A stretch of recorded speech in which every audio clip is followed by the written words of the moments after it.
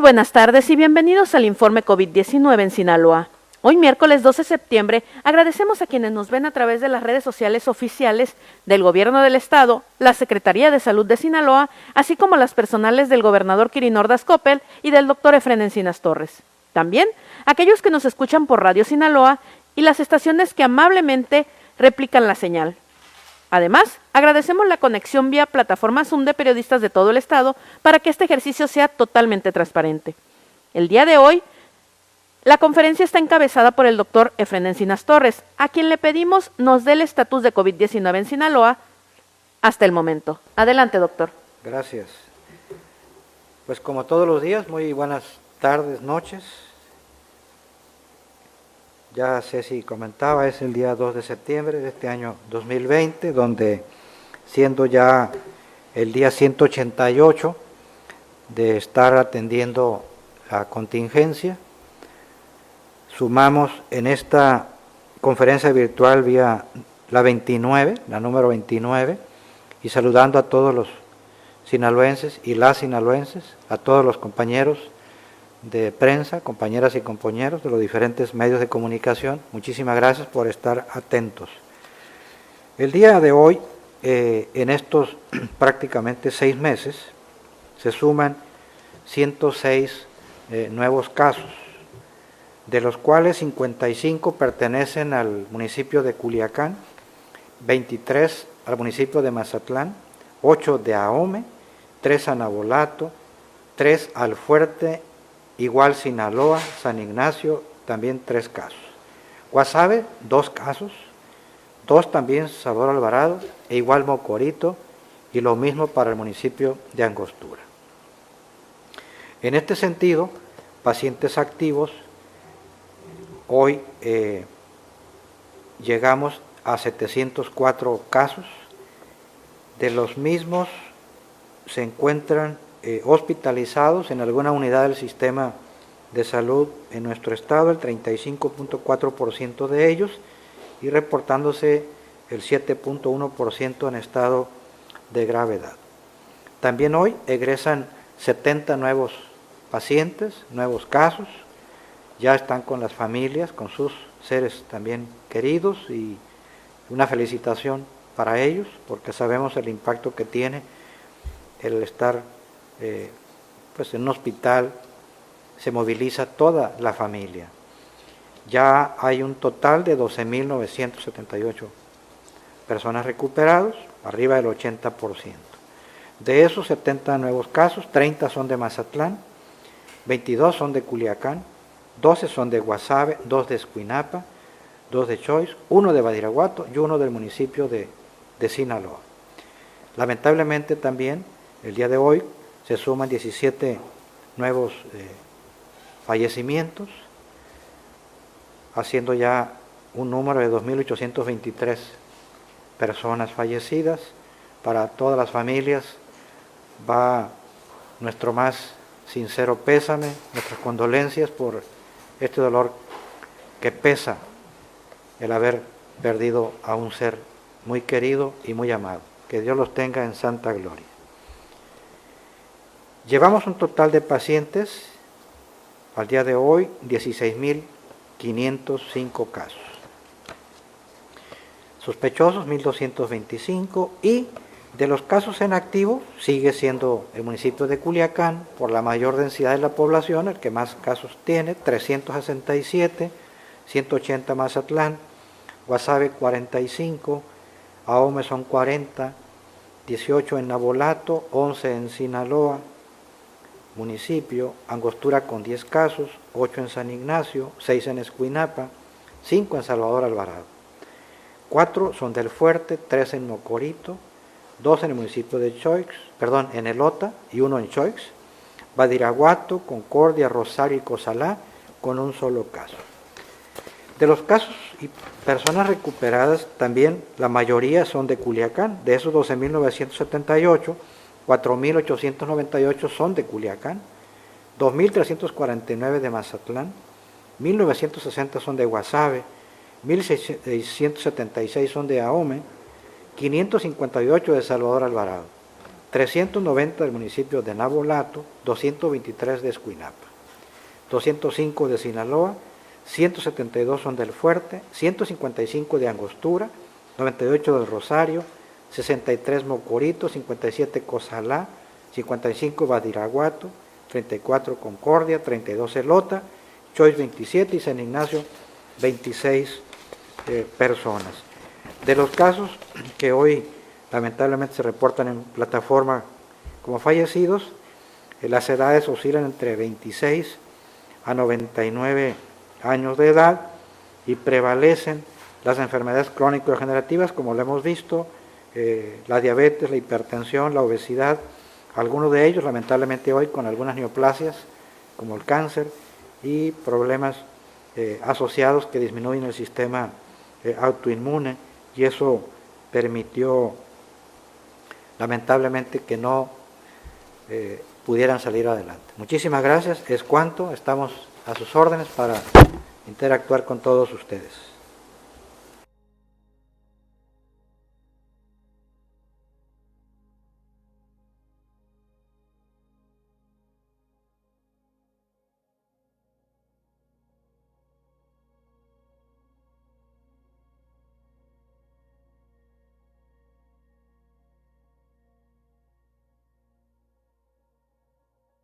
Buenas tardes, compañeros. Buenas tardes, doctor. Buenas tardes, Ceci. Gracias por tus atenciones. Doctor, ya estamos a muchos días de la pandemia y quizás es un tema que podría ser viejo, pero es vigente. Me gustaría que nos explicara los cuidados que se deben tener en el hogar en dos escenarios. Uno, cuando los padres salen y regresan al hogar, ¿qué cuidados deben tener? Y dos, cuando ya hay una persona enferma en el hogar, ¿qué cuidados se deben tener? Más si esta persona es la mamá que atiende a sus hijos. Gracias, doctor. Definitivamente, y como bien lo señalabas, Arnulfo, parece viejo, pero naturalmente que sigue vigente el concepto y va a seguir. ¿En qué sentido lo señalo? Porque es parte de las acciones de prevención. Cuando las personas, la recomendación es cuando los padres o cualquier persona pues que está en el hogar sale de casa, deja a su familia ahí para regresar después porque salieron a trabajar, etcétera, etcétera, hacer actividades propias de la responsabilidad que como padre de familia conlleva. Al regreso, como estuvieron en áreas no de hogar, sino laborales o de otra naturaleza que como sociedad podemos llevar, al regresar a casa deben de mantener medidas también de cuidado. De preferencia, en el calzado deberá de ser utilizado sustancias que permiten la regulación o más que regulación, la sanitización del zapato, de la suela, porque uno puede ir pisando, de repente alguien escupe en el piso, etcétera, no sabemos qué tiempo llevaba y nos llevamos a casa esa saliva y pudo haber sido de alguna persona enferma. De tal manera que al llegar a casa, cuando menos la sugerencia sería utilizar alguna sustancia como cloro, hipoclorito de cloro, con agua diluida, 1 litro, en 1 centímetro, mililitro de cloro, esto lo señala muy bien COEPRIS, para introducir la suela del zapato y en ese sentido no pasar a la casa con algo que contamine. De preferencia la persona pues debería de tener antes de entrar a su casa, diríamos en el patio, en la puerta, pues también cambiarse de ropa y si hubiera la posibilidad de darse un baño, pues también, ¿verdad? Naturalmente que mínimamente tener la limpieza en sus manos con agua y jabón o el gel antibacterial. Y desde luego que si esa persona tuviese COVID, pues no debe haber salido, pero bueno, eso va de la mano con la otra pregunta. Si alguien tiene COVID, en casa, primero el enfermo o la enferma, pues debe de aislarse, la cuarentena de los 14 días, con técnicas de aislamiento, protector para ella y obviamente para la familia. Esa persona deberá estar aislada en un cuarto, solo en su habitación, y si las demás hijos o familia no pueden estar en esa casa porque vamos a suponer tengan una sola habitación y un solo baño, lo prudente es buscar un área de soporte con algún familiar, etcétera, o buscar apoyo social para que la persona que va a estar aislada no transmita a la familia o los que estén en contacto con ella. La seguridad del aislamiento es para contener precisamente la transmisión de la enfermedad a quienes les estén rodeando. Esas son las recomendaciones puntuales que deberían de tener y obviamente estarse monitoreando la persona enferma. Si tuviese la posibilidad de contar con una oximetría de pulso para estar viendo la saturación, habrá que hacerlo cuando menos 3-4 veces al día para estar pendiente de la misma, y cuando esté por abajo de 90, recordar que tienen que acudir a una unidad hospitalaria. También está, lógicamente, el teléfono del call center para recibir la asesoría de la unidad de asistencia médica y psicológica que tenemos en el estado de Sinaloa, y evidentemente si hay un dato de alarma, como es la dificultad respiratoria, falta de aire o dolor torácico de esa persona, de inmediato deberá ser llevada a una unidad hospitalaria para el soporte necesario. Gracias, Andrufo. Recomendaciones, ¿verdad? Seguramente habrá más, pero el tiempo pues es de todos y podremos ampliarlo de manera particular. Alexa Figueroa de Viva la Noticia pregunta, ¿llegan a quedar secuelas en pacientes recuperados de COVID? Y si es así, ¿cuáles serían? Gracias, Alexa. Buenas noches. Bueno, en la experiencia que llevamos de nuestros casos, de las personas que hemos observado tratando y ya recuperados, etcétera, las secuelas que están en etapa, pues diríamos, de la convalecencia, una secuela como tal, pues es algo que quedó para siempre, de manera permanente. Ahorita, pues sería relativamente prudente hablar de alguna secuela.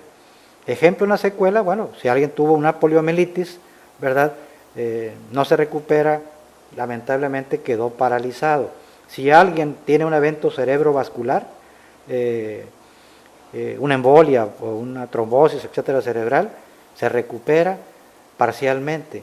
Puede quedar con secuela, paralizada la mitad del cuerpo, etcétera. Esa es una secuela así, como un ejemplo rápido, claro.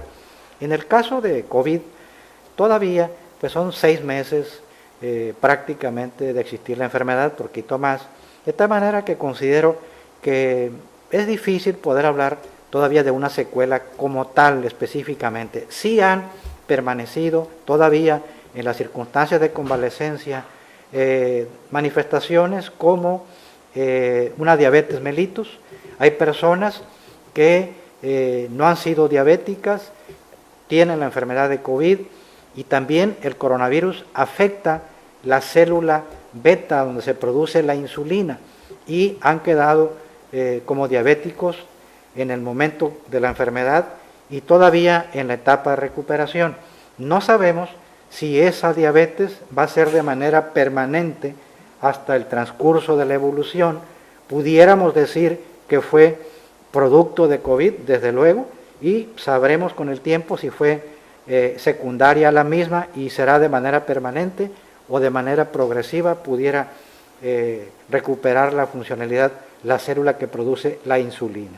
También hay manifestaciones como de persiste el cansancio en cierta medida, a veces dolor en el cuerpo, nosotros llamamos artralgias en las articulaciones, musculares, etcétera, ¿verdad? Lesiones de otra naturaleza severa, por fortuna, no hemos observado. Los pacientes que han hecho falla renal aguda y que se han recuperado bien, por fortuna, pero habrá que esperar más tiempo para saber con plena seguridad si realmente fue permanente la secuela que va a quedar o no. Esperemos haber contestado, Alexa, la pregunta. Gracias. Continuamos con Karen Bravo de Periódico Noroeste. Buenas tardes, secretario. Hace algunas horas en Noroeste, ¿me escucho? Sí, adelante, Karen. Buenas tardes. Okay. Buenas tardes. Hace unas horas en Noroeste publicamos un análisis sobre que se subestiman 30% las muertes relacionadas a COVID-19 en Sinaloa y que hay un excedente del 39.27% de muertes con respecto al periodo enero-julio, comparando 2019 con 2020. Tengo varios cuestionamientos al respecto. Primero, preguntarle qué pasa cuando alguien se atendió por fuera del servicio público de salud y muere por COVID. ¿Esto se consigna en su certificado de función? ¿Se agrega a la base de datos? ¿O cómo es que se cuenta esta muerte?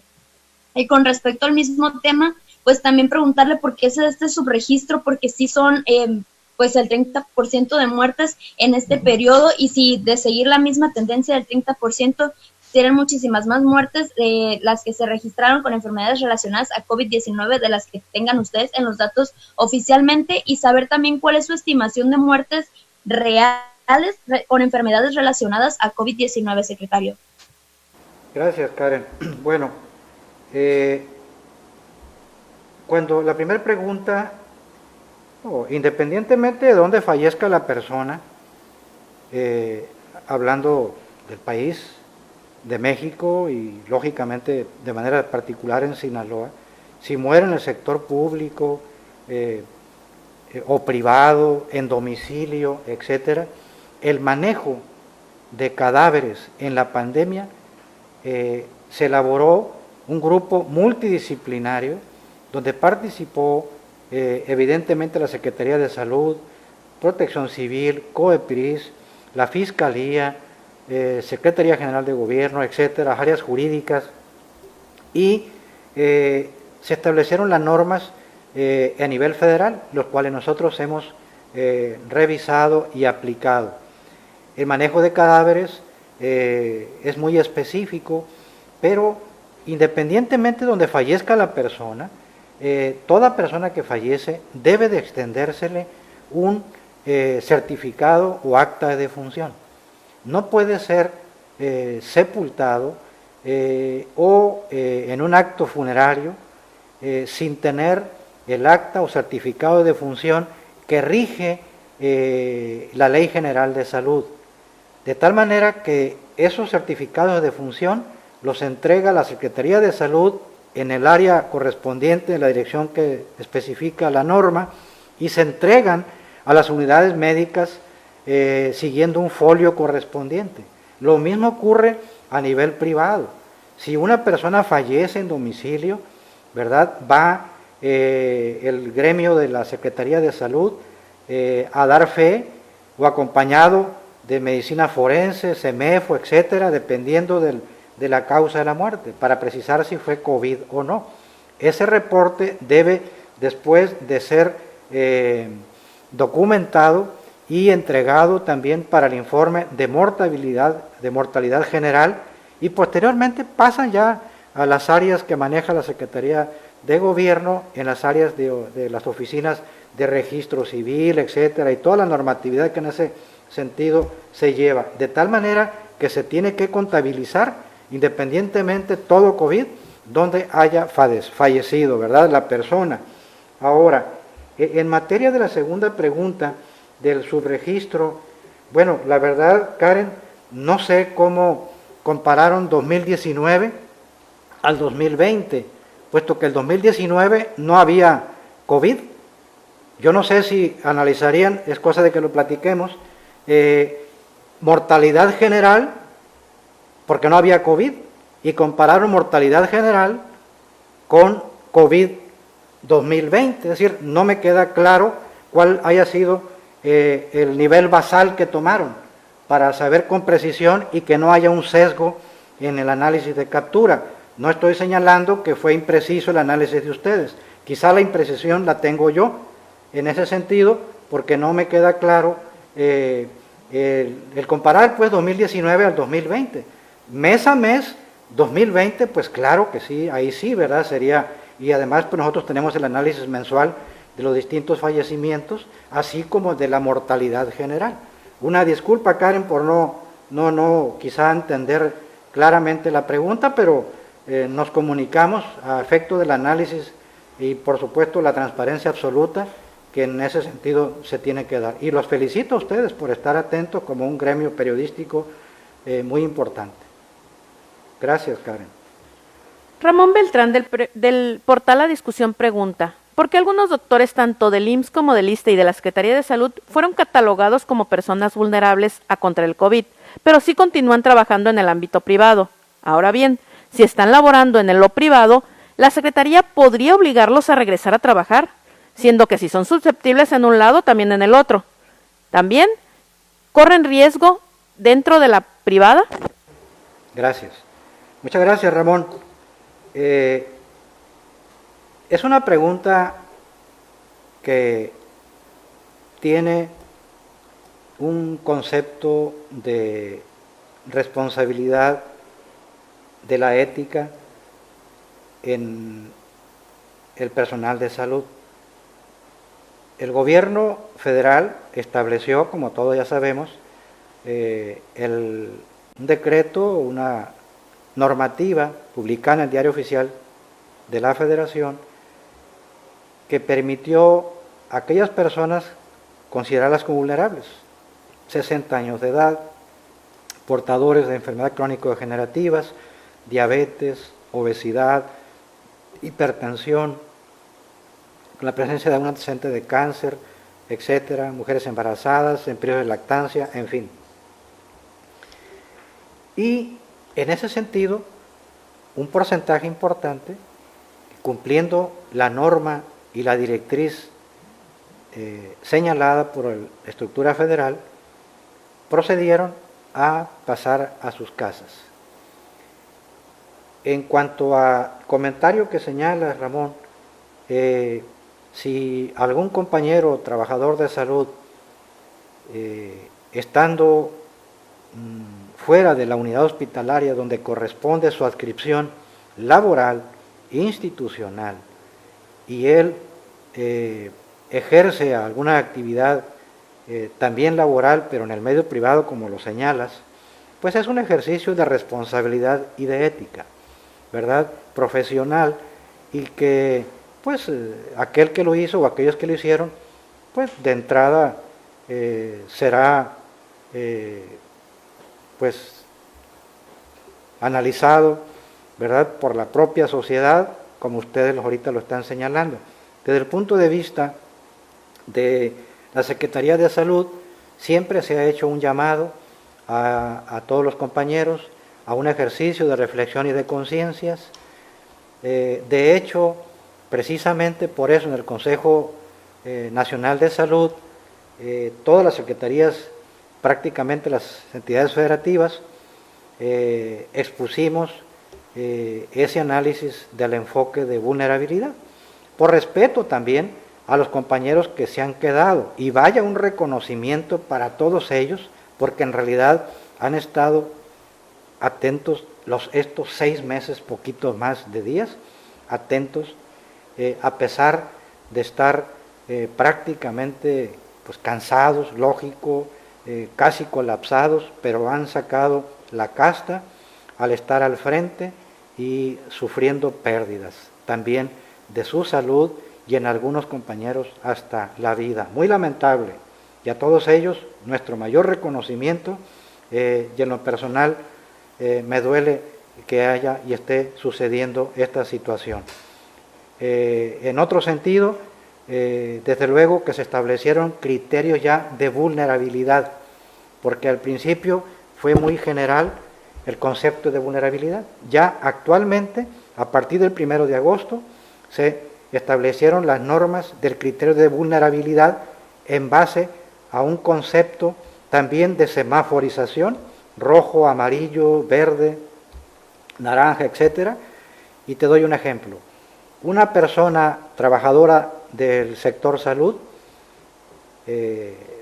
pública, si es hipertenso y se considera un hipertenso grado 2, es aquella persona que tenga una cifra de presión, nosotros decimos la sistólica, la más alta, que esté entre 170 y más o menos 160, 170 milímetros de mercurio. Insisto, la sistólica es la mayor. Y diastólica, alrededor de 100, 105. Esa persona se considera descompensada, ¿verdad? Grado 2, y deberá de permanecer en su casa. Si tuviese una presión menor, pero todavía arriba de 130 a 80, esa persona puede quedarse en casa, sería un semáforo color naranja, y se deberá de estar en casa, pero con la responsabilidad de trabajo con productividad estando en casa. Y así, para cada enfermedad se establecieron criterios de vulnerabilidad, el diabético igual, etcétera, etcétera. Entonces, todo aquel que no reúna el criterio de vulnerabilidad deberá de presentarse a laborar. De ahí que el ejercicio de reflexión y de conciencias para todos es hacer pues correctamente las cosas y lo correcto, porque somos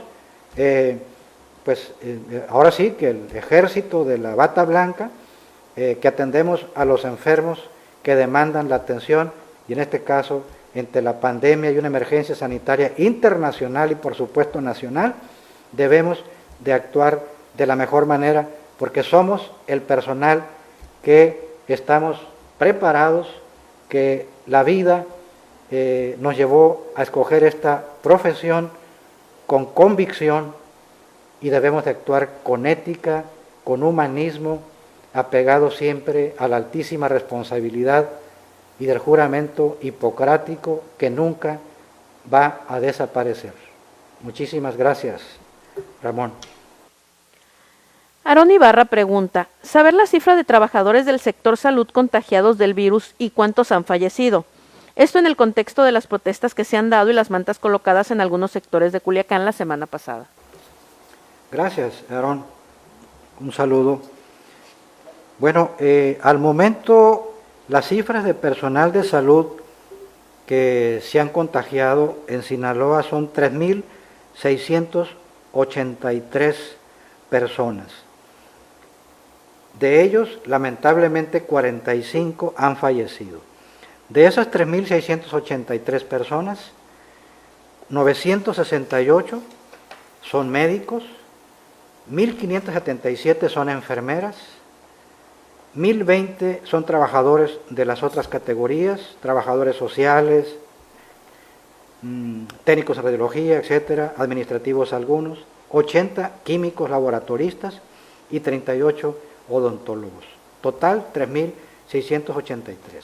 De las 45 defunciones lamentables, y vaya a todas estas familias de nuestros compañeros y a todos los seres humanos que han sufrido la pérdida de un ser querido, va nuestras sinceras condolencias.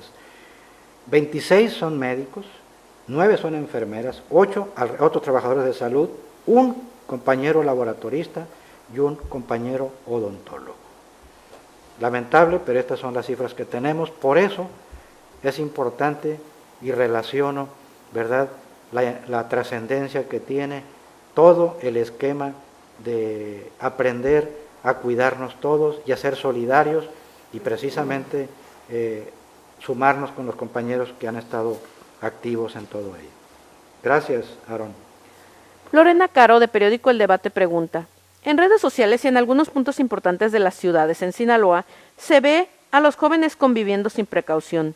¿Qué mensaje les daría este sector de la población, sobre todo con la importancia que representa al poder ser asintomáticos y contagiar a sus familiares más adultos? Gracias, Lorena. Una pregunta muy interesante y qué bueno que toca el tema. Un porcentaje, como usted bien lo señala, de los jóvenes, el COVID, pues lo respeta, así como a los niños, no a todos, desde luego, también les afecta a los jóvenes y a los niños, pero la gente joven pues tiene un sistema inmunológico naturalmente que en mejores condiciones de poder afrontar una enfermedad de esta naturaleza, cuyo proceso es el que cura a la enfermedad. Pero también tiene la posibilidad de ser, como bien lo señala usted, asintomáticos muchos de ellos. pero ser portadores y la capacidad de transmitir, de ellos contagiar a los demás. La recomendación siempre ha sido evitar las aglomeraciones, usar cubrebocas, cuidar la sana distancia. El mensaje a todos los jóvenes es que aprovechen la juventud para cuidarse ellos y cuidar a los demás. Son el presente y el futuro no nada más de Sinaloa, de México y del mundo.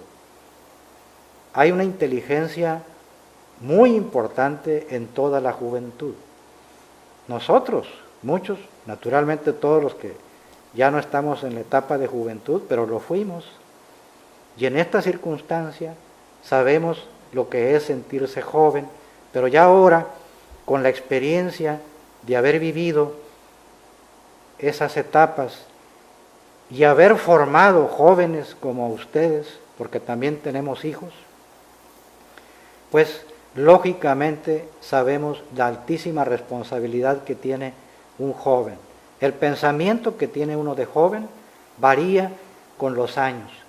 Y cuando ya dejen de ser jóvenes, tengan familia, construyan su propia vida familiar, hagan ese edificio precioso de tener una familia propia, van a empezar diferente y quizá después se lamenten de no haber actuado a veces con un sentido de responsabilidad. Piensen que muchas personas que están a su lado pueden contagiarse aunque ustedes no sientan nada. Crean que es una enfermedad real, existe, persiste al momento, no hemos salido de ello, de tal manera que es un llamado a su ejercicio de voluntad, de conciencia, de participar. No se pierde nada, al contrario, se gana mucho. En la vida uno tiene que hacer dos cosas, digo, además de muchas, pero aquí señalo con precisión, correctamente hacer las cosas, pero sobre todo hacer lo correcto. Y aquí el hacer lo correcto es cuidarse y cuidar a los demás. Gracias por la pregunta, Lorena. Pasamos ahora con Josefina Rubio de Megacanal. Adelante, Josefina. Buenas noches, secretario. Preguntarle de los 2.800 fallecidos por COVID que registra Sinaloa, ¿qué porcentaje de ellos tenía algún problema de hipertensión u obesidad? Gracias. Gracias, Josefina, muy amable. Bueno, la hipertensión ha sido la número 1, con alrededor del 45%, sigue la diabetes con alrededor del 38-40%, y de ahí sigue con un 36%, más o menos la obesidad, y el resto de las enfermedades asociadas, como asma bronquial, algunos cánceres, etcétera. Pero particularmente esas tres que usted me pregunta, llevan ese porcentaje de prevalencia y ha contribuido. Hoy precisamente los casos que presentamos, prácticamente el 95% de ellos portan esa enfermedad. Y estas enfermedades, la hipertensión, la diabetes, la obesidad particularmente, influyen mucho en la evolución tórpida del COVID, porque per se la obesidad, la diabetes son enfermedades proinflamatorias al interior. El obeso tiene un patrón que nosotros decimos los médicos de resistencia a la insulina. No actúa igual la insulina en una persona obesa que en uno delgado. Y esto genera una serie de cambios al interior del cuerpo, en el organismo, en las arterias, etcétera, que finalmente cursan un estado inflamatorio. Nosotros utilizamos una serie de medicamentos para el control, pero ello conduce a que, lógicamente, per se la enfermedad de COVID-19, existe una reacción inflamatoria fuerte. De ahí que se utilizan precisamente antiinflamatorios en el manejo. Y son fármacos que permiten mejorar el soporte para que el sistema autoinmune mejore. Por eso se usan, ustedes han oído hablar de esteroides como la dexametasona y otros, o el ibuprofeno, precisamente para disminuir esa reacción inflamatoria. Y lo mismo ocurre más o menos con la diabetes. Gracias, Josefina. Francisco Ramírez, de Fórmula Noticias, pregunta: en los últimos días, los propietarios de salones de eventos y fiestas han estado presionando para que se reabra este tipo de negocios. En su opinión, ¿están dadas las condiciones a cómo está el ritmo de contagios en el estado para que se reabran y ya existan fiestas, bodas y 15 años?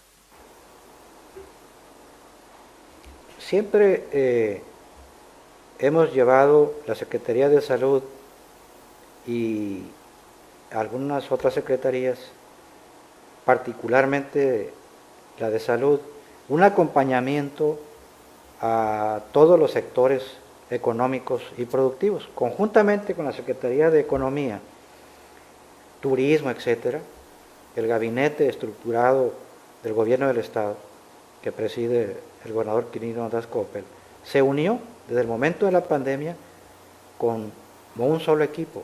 Ya ha sido de gran apoyo a la Secretaría de Salud. Y eso nos ha permitido también en acompañamiento a todos los sectores económicos y productivos, y lo reitero, porque hemos llevado diversas reuniones que incluye a los presidentes municipales, a los alcaldes y a las alcaldesas, a través de una red de municipios saludables. De tal manera que, estableciéndose los diferentes protocolos que cada sector productivo y económico, en el diferente esquema de semáforo epidemiológico, conforme se fue generando la reapertura para evitar la otra crisis social, económicamente hablando, debió y debe de existir siempre un protocolo de higiénico sanitario, como ustedes lo han señalado, lo han visto, perdón, de tal manera que a través de Protección Civil y COEPRIS se generaron equipos de supervisión que, en acompañamiento con la autoridad municipal, que tienen la facultad, la responsabilidad, son los que finalmente ellos deciden y validan la información. La Secretaría de Salud pues es respetuosa de esos esquemas y siempre es pedirle a toda la sociedad, a todos los sectores, el ejercicio prudente, inteligente, responsable, gradual, escalonado, para que no corramos el riesgo de procesos de contagio o un rebrote posteriormente, y que generalmente las recaídas son más fuertes. Gracias, Francisco. Pregunta: ¿hay casos de reinfección en Sinaloa? Y en caso de ser así, ¿cuánto se ha dado o cuál sería la estadística? Buenas noches, Mayra.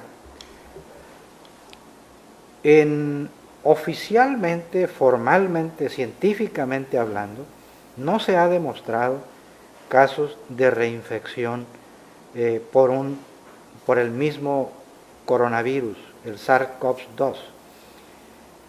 Un caso publicado recientemente, hará más o menos una semana, en Hong Kong, de un masculino de 33 años de edad, que en abril tuvo la enfermedad y en agosto presenta otro cuadro similar.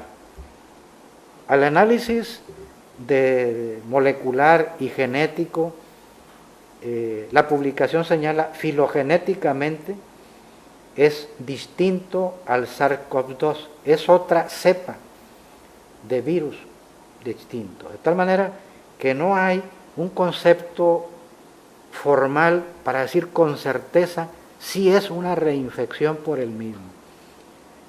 En Sinaloa hemos visto, yo he visto inclusive en las notas, en las redes, ¿verdad? Algunos compañeros han señalado de la reinfección.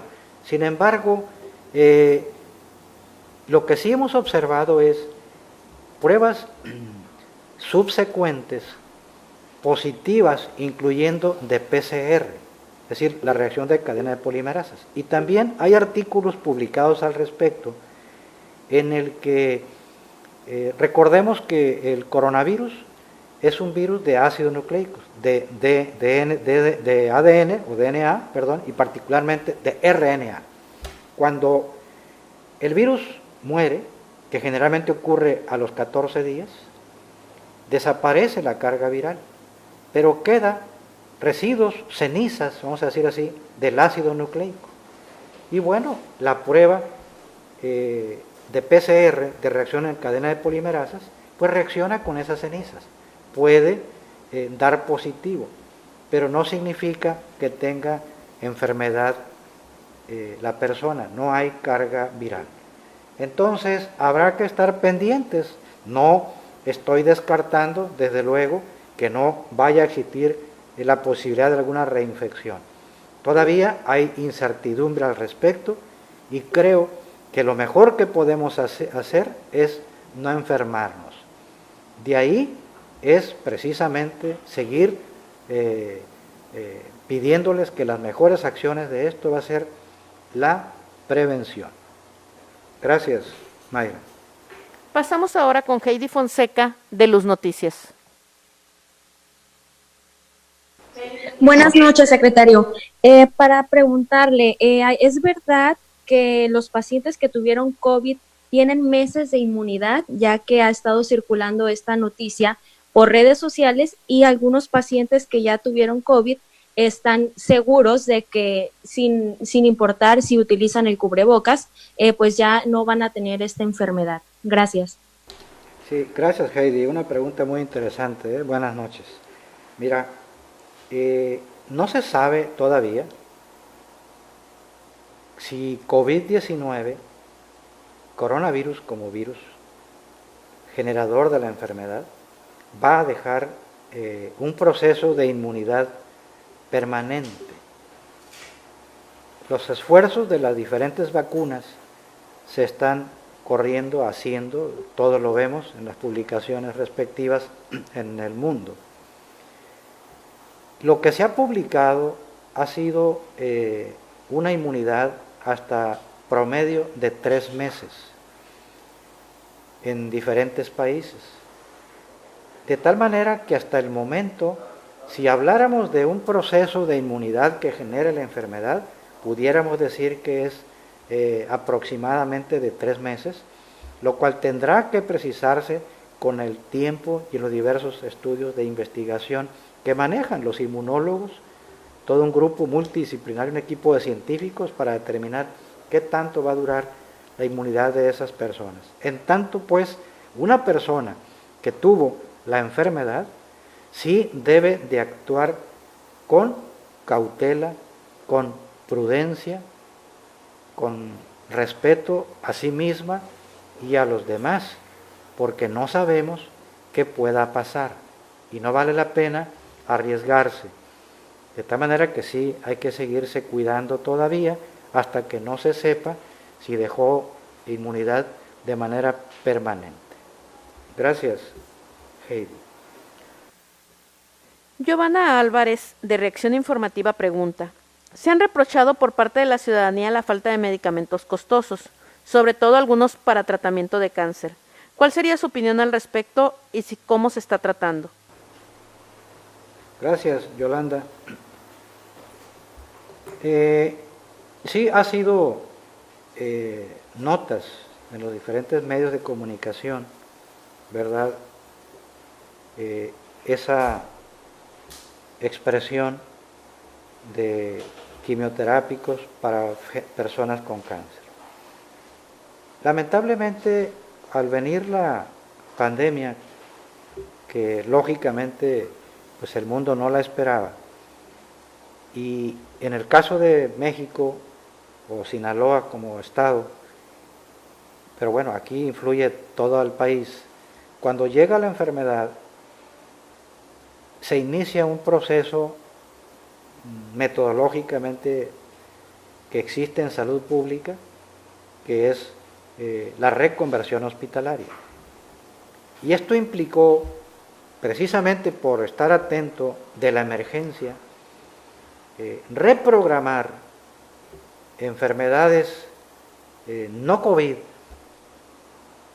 como la diabetes, como la hipertensión, en fin, otros tipos, cirugías, manejo de consulta externas, para estar preparados precisamente para atender a lo que en este momento se considera una urgencia, no nada más epidemiológica, realmente de salud, de morir todos, o un número importante, y que lógicamente constituye un problema de salud pública fuerte, y esto, significa que puede afectar a todas y a todos los mexicanos y los sinaloenses. Sí, entre ellos algunas personas, lamentablemente con neoplasias, seguramente cayeron en ese esquema, porque precisamente son personas vulnerables, como son sujetos de un deterioro per se al sistema inmune, más el hecho de estar sujeto, algunos de ellos, a un quimioterápico que es un inmunosupresor, es decir, disminuye la respuesta inmune per se, o radioterapia, pues eran personas vulnerables. Sin embargo, ya en ese esquema de abordar la enfermedad de esa naturaleza, el sistema de salud ha llevado a cabo reuniones de la Secretaría de Salud con el área federal en los diferentes consejos para retomar el esquema de... me voy a tomar un traguito de agua porque ahorita se me resecó la faringe.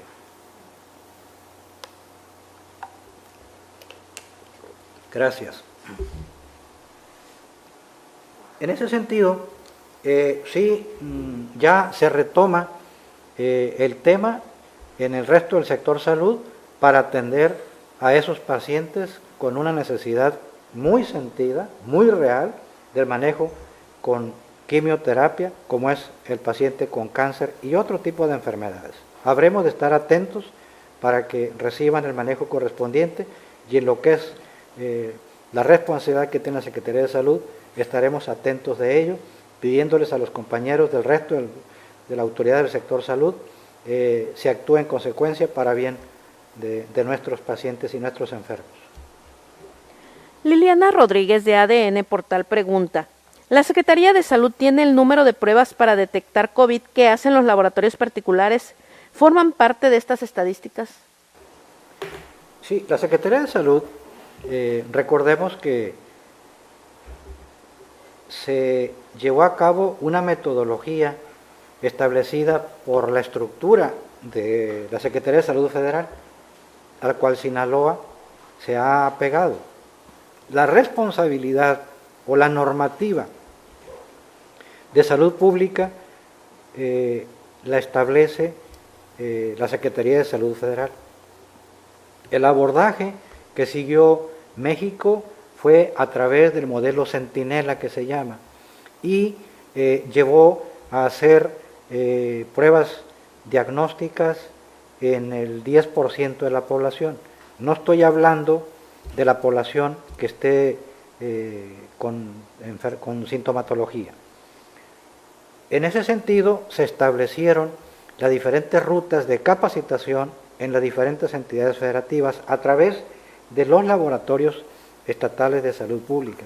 Desde el principio, nosotros antes de tener el primer caso de COVID-19 en Sinaloa, el 28 de febrero, recuerden que Sinaloa fue el estado que tuvo el segundo paciente en nuestro país. Nosotros antes de eso, ya la federación había capacitado a todos los laboratorios estatales del país. Ya teníamos las pruebas diagnósticas, ya teníamos la capacitación a todo el personal del laboratorio. Y en ese sentido siempre el Laboratorio Estatal de Salud Pública ha tenido la capacidad de respuesta para pruebas diagnósticas. Ahorita la tenemos. Estamos haciendo las mismas en todo el estado. E incluso apoyamos también al sector salud, en su momento siguiendo el esquema de la metodología. Los laboratorios privados también, para poder hacer o acreditarse para la realización de las pruebas, tuvieron que acreditarse, valga la redundancia, ser validados por el INDRE en México para poder ingresar. Ha sido de gran apoyo, desde luego, muchísimo apoyo a la sociedad, porque también Entra evidentemente, y uno lo entiende, y como médico lo sabemos muy bien, pues el estrés, el miedo, la preocupación, entran en pánico, yo necesito tomarme ya la prueba, aunque no tuviera, y mucha gente decía, yo me la voy a hacer. Entonces, sin embargo, en los criterios de la Secretaría de Salud, del perfil epidemiológico, está perfectamente determinado, y como laboratorio estatal tenemos, desde luego, la capacidad resolutiva en ese sentido. Muchas gracias, Liliana. Pasamos ahora con la última pregunta, que es de Luz Maldonado de Olegario Quintero Informa. Ella pregunta dos temas. Uno, según las estadísticas que han realizado, ¿tiene una fecha estimada en la que el número de contagios sea menor? Por lo menos la mitad de los que hoy se registran. Y la segunda prueba sería, ¿qué porcentaje del total de los contagiados corresponde a los jóvenes? Porcentaje de jóvenes. Gracias, Luz. Buenas noches. Una fecha así como tal, de hecho, el subsecretario de Salud Federal, por ahí hay unas publicaciones hechas en diferentes medios de comunicación. Recientemente salió, acorde al semáforo epidemiológico de la estructura federal, señalaba altamente probable que en el mes de octubre, primera quincena, segunda quincena de octubre, es decir, a finales de octubre, pudiera la mayoría de las entidades federativas, prácticamente cerca de 29 estados, pudieran estar en semáforo verde. Esto implicaría que ya la tasa de contagios sea menor. Ojalá y así sea. Lo que hemos visto nosotros en nuestras estadísticas específicas es, por ejemplo, y se las leo, me voy a ir al mes de junio. Junio, nosotros reportamos en la plataforma 5.202 casos confirmados y 907 defunciones. En el mes de julio fueron 4.205, insisto, en junio 5.202 casos confirmados. En julio fueron 4.205, en agosto 2.879. Repito, 5.200 en junio, 4.205 en julio y 2.879 en agosto. En casos, en defunciones, en junio fueron 907, en julio 767 y en agosto 291. Un porcentaje importante de disminución de casos y de defunciones. Y lo observamos con el porcentaje de ocupación hospitalaria que tenemos ahorita en las unidades médicas. Ejemplo, en su momento hubo hospitales que llegaron a tener hasta, uno de ellos, 70 pacientes internados, todos con COVID, y ahorita está alrededor de 32 pacientes. Otros llegamos a tener alrededor igual de 50, ahorita tenemos 14. Y así, por ejemplo, ustedes recuerdan que nosotros, a través de la gestión del gobernador, se establecieron unidades de atención especializada para COVID en 4 unidades: Hospital General de Los Mochis, el de Culiacán, Mazatlán y en Guasave. Algunos de ellos, por ejemplo, están ya con un porcentaje de ocupación mucho menores, no están llenas esas salas, inclusive en un momento ya el Hospital General de Los Mochis, esa área se mantiene ahorita limpia, libre, para estar evidentemente listo para cualquier situación que se ofrezca. Entonces sí ha habido una situación de descenso. En el caso de los jóvenes, sí es menor el porcentaje de jóvenes. Déjenme ver si lo tengo aquí a la mano, pero la mayoría de las personas enfermos oscilan, están en promedio de los 45 años en adelante. Sí impactan una sección altamente productiva, y también desde luego adultos mayores, inclusive hasta personas de 99 años de edad. y también se respeta a los jóvenes y los niños sobre todo, pero a todos les puede afectar. Después, con toda seguridad, Luz, le pasaré el porcentaje preciso, le voy a decir a Ceci, para que se los pase exactamente por edades, particularmente el joven, qué porcentaje de la enfermedad hasta el momento lleva la misma. Gracias, Luz.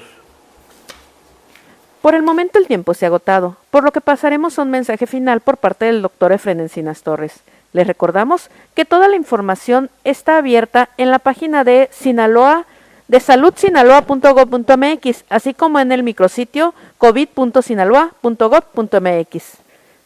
Adelante, doctor. Muchas gracias.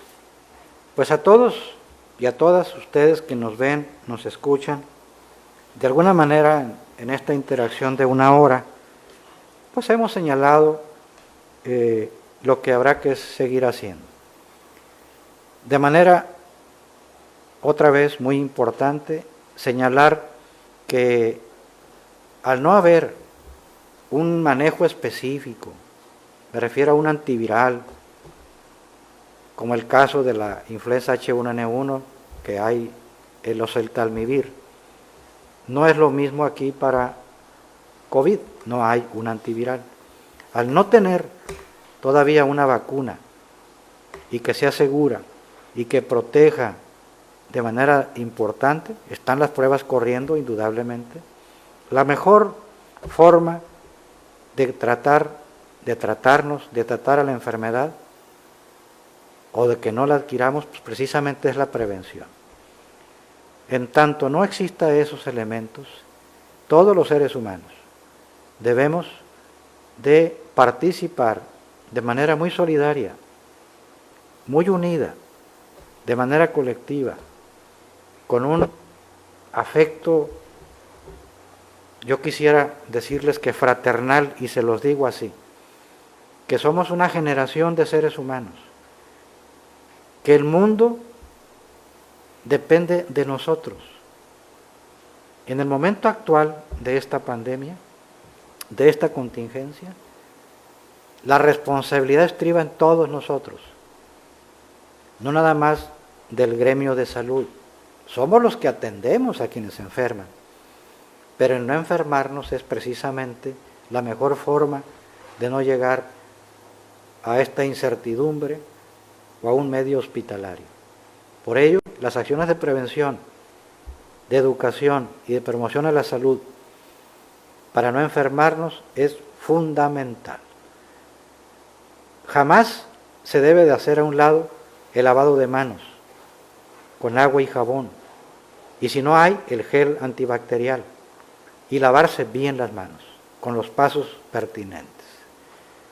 Y el uso del cubrebocas con alta recomendación y responsabilidad y bien utilizado, y mantener la sana distancia, evitar las aglomeraciones. Esto es la responsabilidad que tenemos y debemos de hacer. Por eso, jamás dejaremos de insistir en esa necesidad. El éxito puede ser de todos, pero la falla y los resultados no adecuados también pueden ser responsabilidad de todos. Es el momento de sacar la casta también como sociedad, todos juntos y unidos. Concluyo diciéndoles que no importa en el semáforo que estemos, epidemiológicamente hablando, aunque estemos en semáforo verde, hay que cuidarnos como si estuviéramos en rojo, con máximo cuidado por máximo riesgo. Es la mejor forma de no adquirir la enfermedad y que se logre salir de esta pandemia. Muchas gracias, buenas noches, cuídense mucho, un abrazo fraternal, solidario, a la distancia para todos ustedes. Buenas noches.